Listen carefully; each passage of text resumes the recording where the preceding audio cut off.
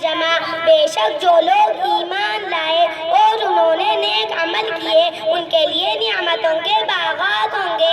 حدیث اللہ کے رسول صلی اللہ علیہ وسلم نے فرمایا جو شخص گواہی دے کہ اللہ کے علاوہ کوئی معبود نہیں اور حضرت محمد صلی اللہ علیہ وسلم اللہ کے رسول ہے تو اللہ تعالیٰ ان پر جہنم کی آگ کو حرام کر دے گا۔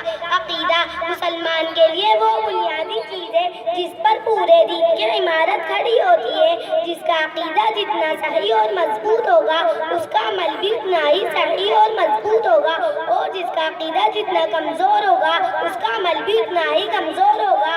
لہذا عقیدے کو صحیح کرنا اور دل کے یقین کو مضبوط بنانا ہر مسلمان کے لیے ضروری ہے۔